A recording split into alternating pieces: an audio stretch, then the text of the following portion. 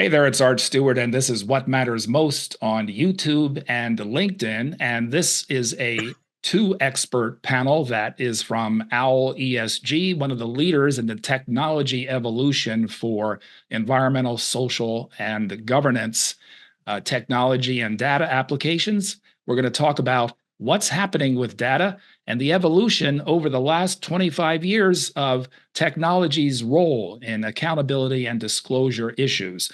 And I want to welcome Ben Webster, who is the Chief Executive Officer, and his colleague Doug Young, who is the Managing Director of OWL ESG. Gentlemen, glad to have you here on What Matters Most. Nice to see you. Thanks for having us. And everybody, thanks for listening. So let's get at it, guys. Ben, you have a long history in financial services, the challenge of maintaining integrity in data. So my career in ESG and sustainability began really in 2010. My background is in actually capital raising capital for hedge funds, private equity funds, and what have you. And we quickly found out, which was actually not well known then, but over the next subsequent 5 years, it started to become well known, that ESG ratings are all over the place. Any given firm could score high or low or anywhere in between, depending on the ratings provider. And we're like, it smacked us upside the face, to be honest. We're like, how can we do this? Isn't also the scoring, it sort of created a scoring industry, did it not? I mean, I remember the early years of SRI, right? Impact investing or social responsible investing. You know, one of the early trends that was coming out of the situation with the data you were describing is that business opportunities started to emerge that were not necessarily being scrutinized by outside regulatory forces, like a commercial subset industry of scoring companies or in this case, scoring funds, correct? Do I have that? Yeah, I mean, without a doubt, that's where those ratings came from. It came from, companies trying to monetize the selling of and the use of those ratings, right? But the problem is that they all disagree with each other. The skeptic in me was like, okay, right? You understand like a bond rating, right? If you look at the bigger providers like S&P, Moody's, you look at Fitch, their credit ratings are, like 95% plus correlated. The correlation between the ratings vendors is only like 30%. So there's a significant amount of subjectivity, right? And yes, they're monetizing, and it created a cottage industry. But I like to think we have integrity, and we just knowing the subjectivity that existed, we felt we couldn't choose any one rating system. So what we decided, well, what if we averaged them or did some sort of consensus? And we were lucky enough to get to be early in the game, where they won't let you do this that often anymore, to go out to a number of providers. They'll remain nameless, who were nice enough to go, yeah, you pay us some money, we'll allow our ratings to be inputs into a consensus rating that you create. And we ended up creating the OWL ESG consensus scores. So in 2017, we started selling our OWL ESG consensus scores. And since then, we've grown as a company, but we discovered additional problems where we found the data that these ratings, that most ratings firms is based upon, right? They take data from, CDP reports, or companies publish their own ESG or sustainability reports, data in their annual reports, proxy statements. What we found is that the data powering the ratings of the major providers was very time decayed. Like they don't gather that data every year as it comes out. They may wait 2 or 3 years after it's come out. So we found that the carbon emissions data, a whole bunch of all the other data, environmental data points across E, S, and G are on average 18 to 21 months time decayed. And so the mark, and often inaccurate, often modeled, because the company's not disclosing it. So if it turns out the industry has built the foundation of the decisions they make in an investment, in proxy, in stewardship, in consulting, what have you, upon a very leaky foundation.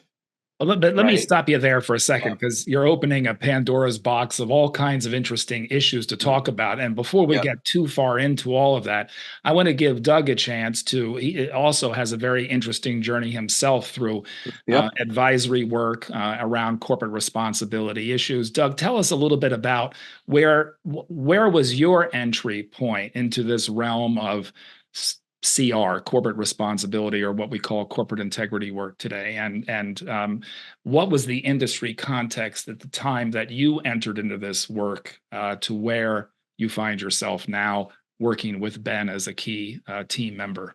Like many people who started in this journey, I kind of tripped and fell into it. I had been working for a number of years for a corporate governance advisory firm, doing shareholder communications, working with a lot of retail investors. And as I evolved in that role to work with more and more corporations directly, many of them were coming to us with a number of different challenges, going all the way back to say on pay, Dodd-Frank, a number of these governance challenges that have been popping up, like Ben said, probably in the early 2000s. And so what happened is, from my experience, it became basically the latest iteration ESG in a long number of challenges a lot of my corporate clients were facing when it came to questions from investors that they were getting. So they were having investors email them or come to them with questions through the process of engagement. A lot of them were more and more ESG focused, having to deal with the risks and opportunities the company was facing. There was not a lot of disclosure at the time. And then as they started to develop and strengthen their ESG strategy and how it fit into their overall business strategy, it became something that I started to help them with because they really had nowhere to turn. So they would rely on firms when I was at to give them some guidance. And so it became something that I focused on simply because it was something that I've always sort of felt, throughout my many years of being, on this planet, that these are very important issues. Like Ben mentioned, the social responsibility, impact investing, a lot of us have that really at the core of who we are as people. And so when we get into this, we get into that because we're attracted to that. So one of the things that I understand has been a challenge from the get-go was this idea that there was a lack of clarity about exactly what needed to be modeled, because there were no consistent models, and that the infrastructure was rather stale, right? And workflow facilitation was pretty much non-existent because folks spend a lot of time dealing with the integrity of the data and getting the data in good shape, never mind then having acceptable, consistent, high quality data that they could rely on and being able to then apply that to the fund management. Do I have that perception correct? How would you respond to that? If I hear you right, I think what you're saying is that they have to put so much work into making sure the data has integrity. Maybe the data is quality controlled. Maybe it's trying to get it accurate, trying to get it fresh, trying to get it normalized. That they have to do all that work before they can actually get down to their real work. But what were the questions of integrity around the data itself? What were the issues that were creating the lack of full confidence, or the work arounds that folks had to do? Yeah, it's the multiple things, but starts with one, the data not being, they realized the data wasn't accurate, right? And as they peel back the layers of the onion, there were a lot of reasons they found out. One, wherever they got the data from, and it's usually from one of the larger providers, who in turn gets it from somebody sitting at a desk in India or another country where there's a low cost army of data gatherers. So they just pulled the data incorrectly.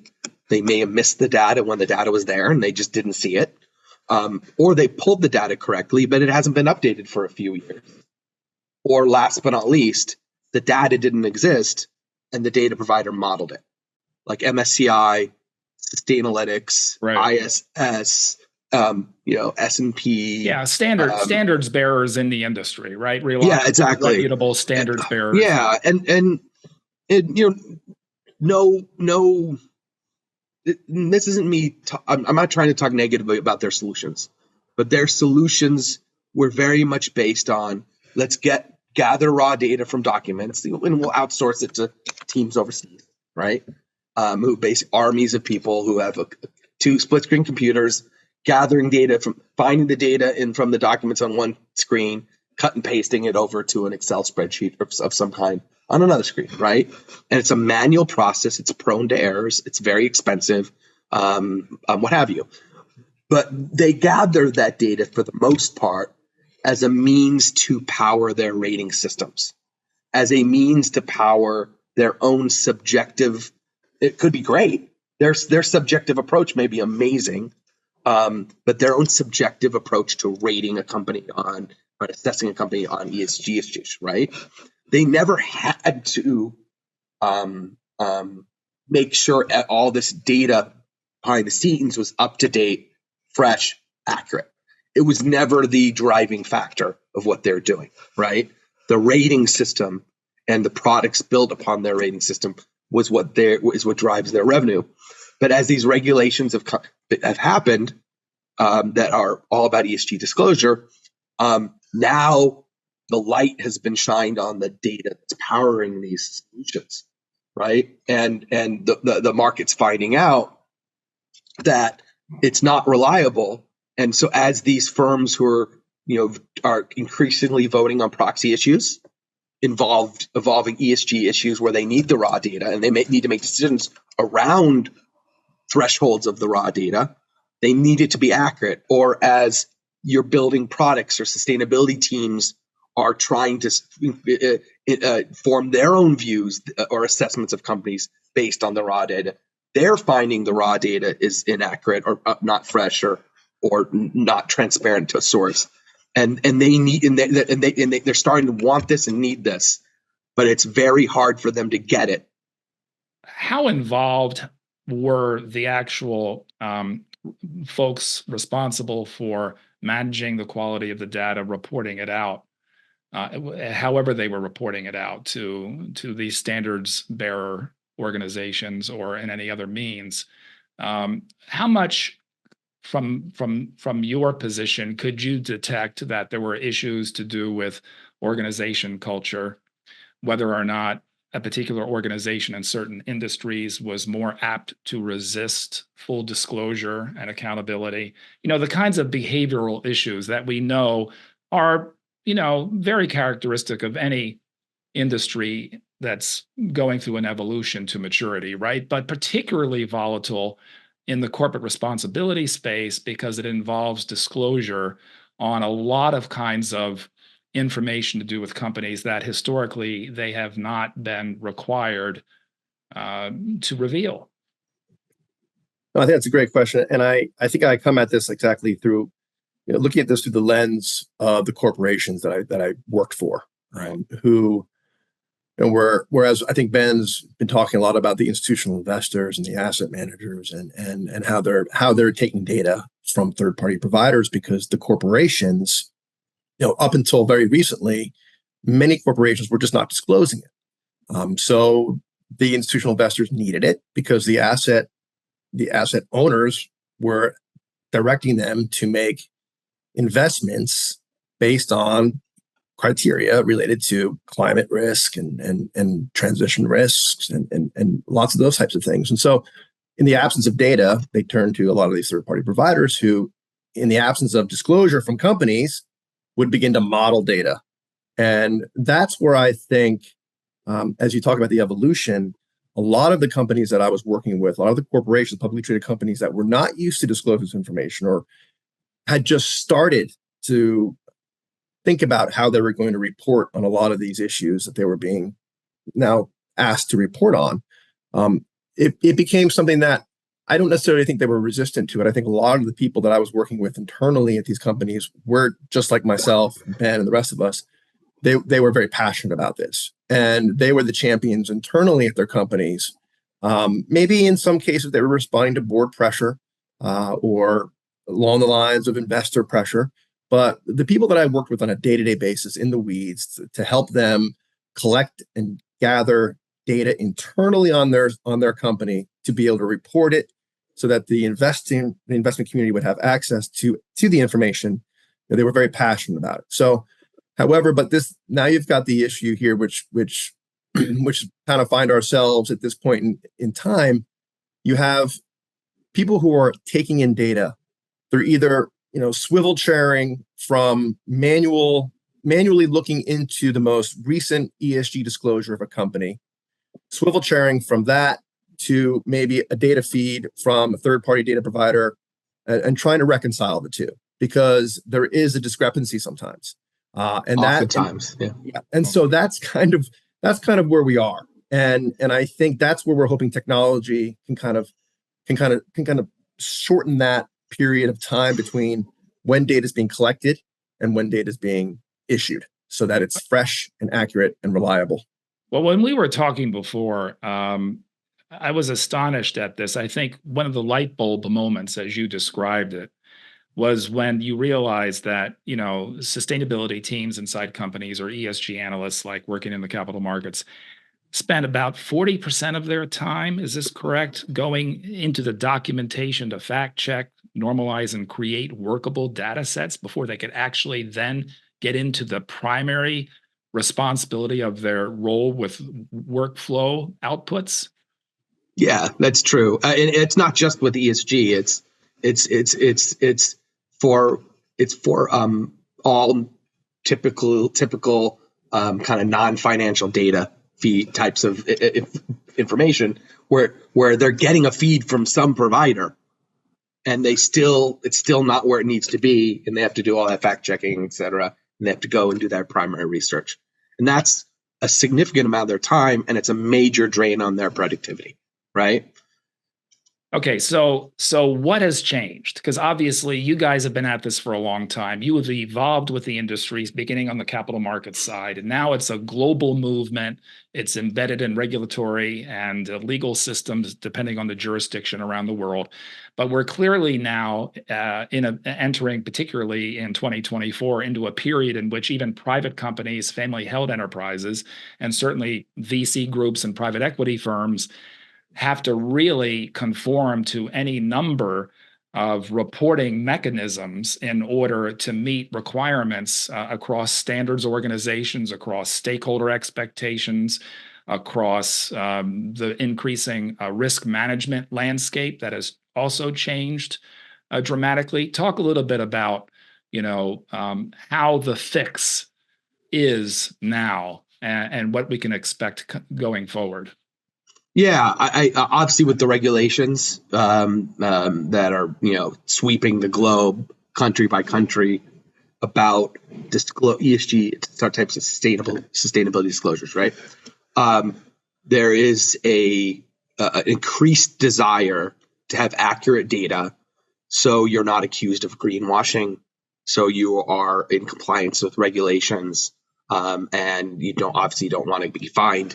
And suffer the consequences of some sort of investigation to what you're doing, right, or scandal, and so there's a demand for accurate data, but as we mentioned, it takes a lot of time to get it. They're going into documentation, what have you. So the industry is seeing AI as a solution to that. Whether it's people like us who were building AI tools so we could gather data more frequently and more accurately and provide it to the market, right? Or outward facing tools, which we have as well, where you're putting the power of AI into the hands of that analyst and allowing that analyst or that researcher to verify the data accuracy, to research data points or companies that their data feed provider may not be giving them, to compare what their existing provider has for a data point, let's say it's scope 1 carbon emissions, and compared side to side, what's actually in the document from the company they're researching or engaging with, right? So I think the future is one where the ESG researcher, analyst, the user of ESG data can no longer take the data feed that they're getting at face value. They just can't do it. It's too risky to do that. That's a pretty significant statement you just made. Yeah. And to be clear, there's a subset of the industry that's not regulated, right? Where that's not true, right? But if you're a stewardship and engagement team and you're voting proxy and you vote incorrectly because you have bad data, that's an issue. If you have ESG funds, right, and you have bad data, that's an issue. If you are a law firm writing a legal disclosure, that's a bad issue. You need to have it accurate. Because a lot of times, a good example in proxy recommendations, right? There's multiple firms that write up proxy recommendations, and one of the things that their analysis is often based on is a peer group analysis, right? Of how are we doing compared to our peers, right? And that could inform the recommendation of what's happening. Well, if you don't have accurate data, right? If you can't make that analysis correctly, and you have to cite who's in your peer group, right? You're at risk of getting in trouble. There is a lot of honest, good work being done by companies to become more sustainable. It is very hard. I think we're asking a lot from these corporates. I think we're asking a lot from asset managers. This is very difficult and it's very hard to do. But with amazing tools, and they're out there, you can do it well and you can do it efficiently, and you can actually be more productive at less cost. So, Doug, from your perspective, talking to your clients every day, talking to prospects that are pulling their hair out, trying to figure out what tech solution they should use that will fit exactly their unique context. And that's part of the challenge with ESG implementation and integration, right? Is that every market, every industry, every geography, every competitive context has different shades of what they're dealing with that are unique to them. So what are the struggles you're hearing from customers right now? Two of the most common things that we hear, and I'm just going to echo what Ben has said here, is that ESG is it's scattered across a dozen different systems and just very difficult to access. Either the systems are the systems are time, like the systems are bringing data that data is time decayed, or they're difficult to access because it's manual. You have to dive into a disclosure doc and Control F your way until you find the information you're looking for. And so they spend hours and hours and hours of time, just to go off what you said before, about 40% of their research time is probably dedicated just to getting a data set established so that they can begin their analysis. So this just leads to, I think, a slower execution and just overall very poor experience from the person who was responsible for managing this. And a lot of the people that I work with, that I speak to, they're very smart. If you work in capital markets or if you work in an ESG consultant, you're probably really smart. And so there's a lot of better things that they could be doing than manual research or looking into time decayed data to verify it and check it. They want to get into actually helping provide their clients with strategic guidance that they need in order to be successful and to strengthen and evolve their ESG disclosures accordingly. So I think those are the types of conversations I'm having, because a lot of specifically the ESG consultants that I work with and speak to are spending a lot of time, and they could be doing it in other ways. And so I think some of the trepidation as it relates to a lot of it simply has to do, I think, with some of what we just see and hear about AI in the media, hallucinating, things like that. Can they trust the data that they're getting from AI? And it's an extension, if you think about it. Can we trust the data that we're getting from a third-party data provider? Do I need to dive into the document and actually, trust but verify? So they find themselves still relying on manual research to be able to perform some of these tasks. So I think where we're going, and I think what people are getting more comfortable doing is, I think, they're going from thinking about AI as being something that's either going to solve all their problems in one big, it's they're going to wave a magic wand and it's going to be finished for them, to, okay, that's not exactly where we are yet, but we are somewhere where I can probably save 80% of my time. So I'm only spending 10 to 20% of my day on manual research, and still trust and verify the results, because AI is bringing me back results that I can actually verify directly to the source document and see it for myself. So I think we're getting, we're there already with technology that we have. I think the psychology of the people that I'm speaking with, they're just getting comfortable with it. It's about adoption, and I think we're at a point now where I think people are evolving the way they think about AI and how it can be useful, and starting to think about ways in which, okay, this is something that just about everybody I'm talking to is looking at an AI solution.